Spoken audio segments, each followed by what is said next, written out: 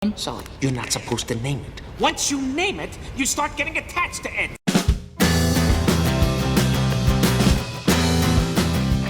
Hello everyone, welcome back to my channel. Welcome to my channel if this is the first time you've been to my channel. But if it's not your first time, welcome back to my channel. Welcome to my channel. This is a video that is a kind of a response video, but basically I've been willed to do this video early. So I was going to do a massive long list of science fiction films I love. Sometime in the summer I was going to do it. So I'm doing it now because Michael K Vaughan has just put up a top 10 favourite science fiction films. And he was doing it in response to Steve Donahue and Grammaticus books. And his video is really good as well. Top 10 science fiction films. And I couldn't resist it. I can't resist it. I love science fiction so much, and I love film so much, I felt like I had to do it.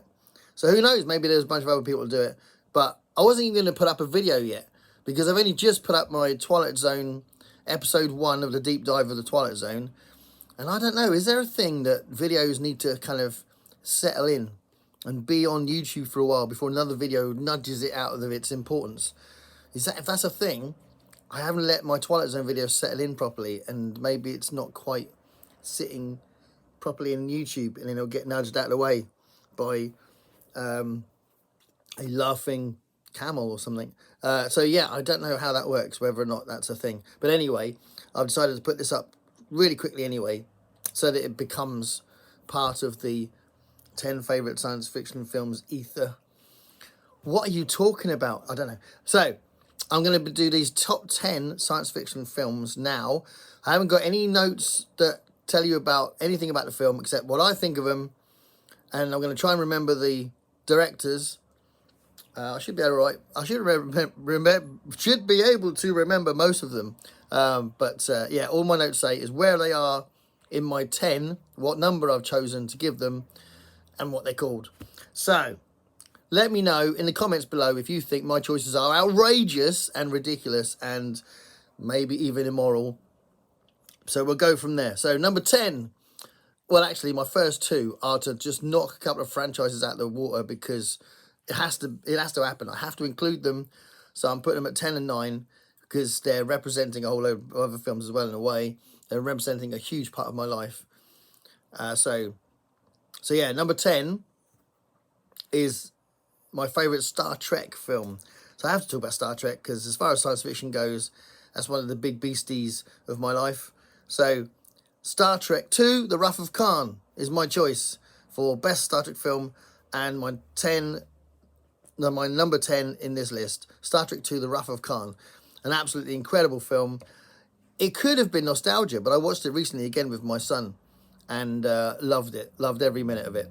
So I do think it's not dated. I think it's got a really cool, almost like a submarine chase kind of section in the middle that's really cool. But the drama of it's brilliant. And yeah, I just think it's just awesome. So yeah, Star Trek 2, The Wrath of Khan. That's my number 10. My number 9, again, it's another franchise I'm just getting rid of out of this list before we get into the other 8. But I have to include it. Star Wars is a huge, huge, huge part of my life. So I have to include a Star Wars film. I'm not choosing everyone else's favourite. And I'm not choosing Rogue One either. So my choice for my favourite Star Wars film, and my number 9 in this list, is Return of the Jedi. Don't turn off. I love Return of the Jedi. I love everything about it. But I do love especially the kind of the first third of the film. So the bit where they're kind of gathering up together to rescue Han Solo. And that moment when... Luke gives R2 a nod and R2 chucks the lightsaber at him. And then, it's just so cool. That bit's so good. See, my phone agrees. And the Ewoks are cool as well. I haven't got an issue with the Ewoks. Shoot me. So, yeah, Return of the Jedi is my number 9. Love that film. That's from 1983. And I was 12 when that came out. So there we go. An ideal age. I was 6 when the first one came out. So yeah, I had Star Wars everywhere. So that's my number 9. Number 8, my number 8, which maybe not as contentious. Well, actually might be. It seems to be quite an underrated film, actually. It's from 2009, and it's directed by Duncan Jones, who's David Bowie's son. And it's an amazing film, if you haven't seen it, called Moon. Such a great film. It's got a central performance from Sam Rockwell, who's pretty much the only actor in it. There's a couple of moments of another actor on a screen, and then it's the voice of Kevin Spacey as his a robotic assistant as well. But pretty much it's a Sam Rockwell film. He's the only actor in it, and it's such a great film. I won't tell you too much about the plot because I'm not really doing that in this video, and also it will spoil it. But I love the music. I love the way it's directed. I just love the film Moon. I think it's so underrated. So that's my number 8, 2009, Moon, Duncan Jones. Brilliant, brilliant, brilliant. My number 7, where's my number 7? Yes. My number 7 is a 2016 film, which, again, I think is underrated, and I love it, absolutely love it. It's got a brilliant performance at the centre of it, again, by Amy Adams, who is also someone I listed as one of my favourite actors. I think she's amazing and probably is my favourite actress. So Amy Adams is brilliant, and the film is Arrival. I'm pretty sure you pronounce his name Denis Villeneuve, I think. So I haven't looked it up. Again, I'm not double checking anything at the minute. I'm just going to do the video. Denis Villeneuve, he directed it. Really interesting director, and I think it's such a brilliant film. So Arrival, based on Ted Chiang's story, The Stories of Your Life. And I have already done a video about Ted Chiang. I think his 2 books are incredible. Really, really deep, meaningful stories. And Arrival really captures that really well. It's about language, it's about first contact, it's about regret, it's about motherhood, it's about all sorts of things. So my number 7 is Arrival, directed by Denis Villeneuve. My number 6, my number 6 might be a bit contentious. I apologise if you think my list is weird, but I love it. For me, it's not dated. It's from 1976. I can't remember. Oh, Michael Anderson is the director, and it's called Logan's Run. Logan's Run. Again, great central performance from Michael York, and another great performance from Jenny Agutter. They're both like brilliant in the film. I love the film. For me, it's not dated. I did a podcast with a couple of friends a while back, and they asked me to choose the film to look at, and we all watched it again, and they said it was dated. I don't think it's dated. I love it. I really like the book as well. So the book that it comes from was written by William F. Nolan and George Clayton Johnson. George Clayton Johnson wrote some episodes of The Twilight Zone, actually. And it is quite a Twilight Zone-y kind of story as well, Logan's Run. But no, I love it. Absolutely love it. Really, really love it. So apologies if it's too cheesy for you. Number 5 is not very contentious. I think most people would put this up in the list somewhere. And that's Alien. Ridley Scott's 1979 masterpiece, Alien. Again, great central performance from Sigourney Weaver, but all of the ensemble cast are brilliant. It's a kind of like a monster under the bed kind of film, and it's just awesome. But I love the fact that Dan O'Bannon, he wrote the first treatment of the script, and he established straight away that these astronauts would have been in space for a long time, and they'd be bored and cynical and ratty and kind of arguing with each other and stuff. So I love that. But there's so many things I love about the film. So Alien from 1979 is my choice for number 5. My choice for number 4, where is it? Where's my number 4? My number 4 is from 1986, and it's from David Cronenberg. I'm a big David Cronenberg fan, but this is such a unique kind of film in his filmography. He doesn't really do films like this very often, I don't think, really. And it's such an emotional film, such a powerful, emotive film. It's called The Fly. So The Fly is a sequel, it's a remake, if you like, of the Vincent Price, The Fly. But it's such a brilliant film. The effects are incredible, the practical effects, which is a consistent thing in a lot of these films. But Jeff Goldblum's performance is really compelling, really compelling. I think it's the best thing he's ever done. And Gina Davis is really good in it as well. She's got a lot to do because she has to play this incredibly distraught person who watches her boyfriend transform into this horrific thing. So she does an amazing job. It's a very icky film. It's a very icky film. So that's number 4. Number 3 is... number 3 was in Michael K Vaughan's list. It should be in everyone's list. So I'll be interested to see if it's in these other 2 channels that Mike mentioned.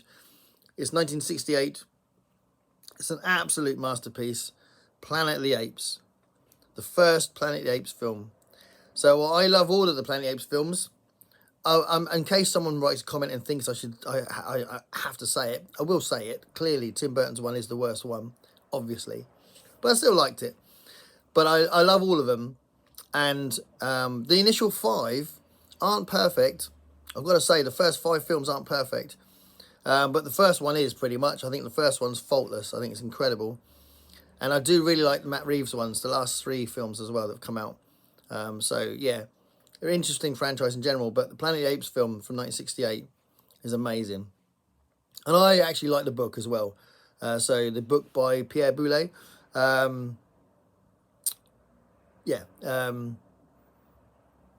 like the book. I think it's good. The twist is different in the book.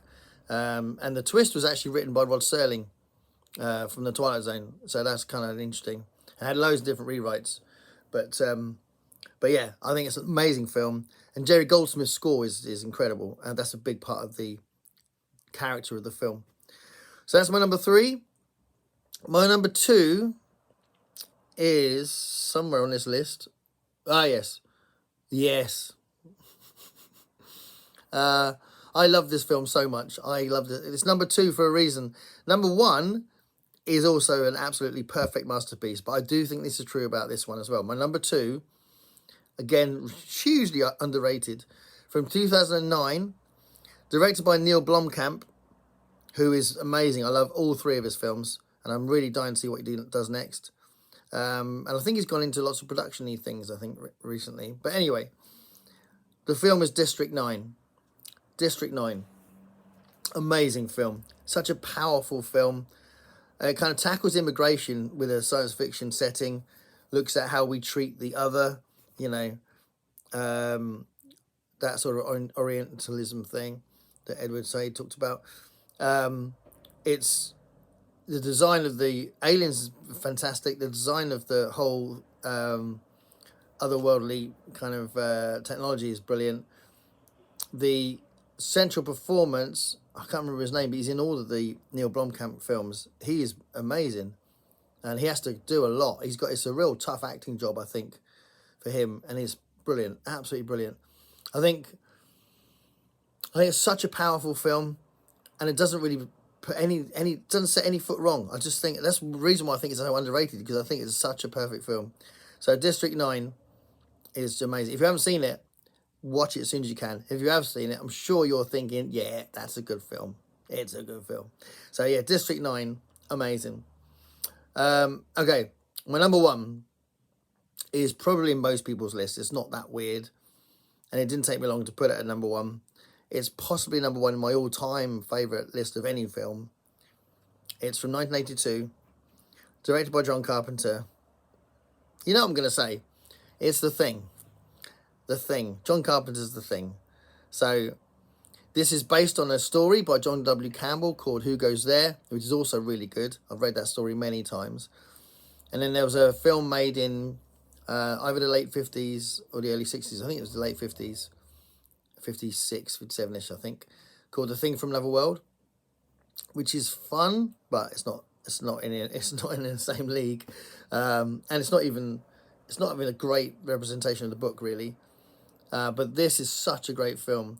John Carpenter has managed to direct this masterpiece where everything about it's great. It's a great ensemble cast led by Kurt Russell.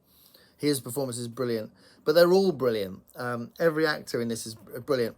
Rob Bottin's makeup is incredible and legendary. I mean, everyone talks about how great the makeup is. You know, all the effects. Just a phenomenal film. The Thing is absolutely perfect, I think. So there we are. That's my list of 10 films that are my choices for the top 10 science fiction films. And as I said at the beginning, I could have picked a million of these things because I just love science fiction films so much. They're my favourite kind of film. If it's science fiction, I'll go, oh, got to see it. And like the last time I went to the cinema was to see a science fiction film. That was to see The Creator, which I think was really underappreciated. I thought it was brilliant. So I don't know if you've seen The Creator, but that was really good. And I didn't mention, when I was talking about franchises at the beginning, and I put in a Star Trek film and I put in a Star Wars film. I haven't put in a Marvel film, even though the Guardians of the Galaxy films I absolutely love. I love them to pieces. All three of those films I really love. But I decided not to put them in because I prefer to talk about these other films. So I'm not even going to mention the Guardians of the Galaxy at all in this video. At all. I'm not even going to mention it. I'm just going to concentrate on these other films. So don't expect me to mention Guardians of the Galaxy, alright? Because I'm not going to mention it. At all. Okay, so let me know what you think. If you're going to be really harsh, then, you know, I'm sure you'll have some great suggestions of other great films. There's so many great films out there, aren't there? So many great science fiction films. Stay curious, guys. Thanks a lot for watching. Bye.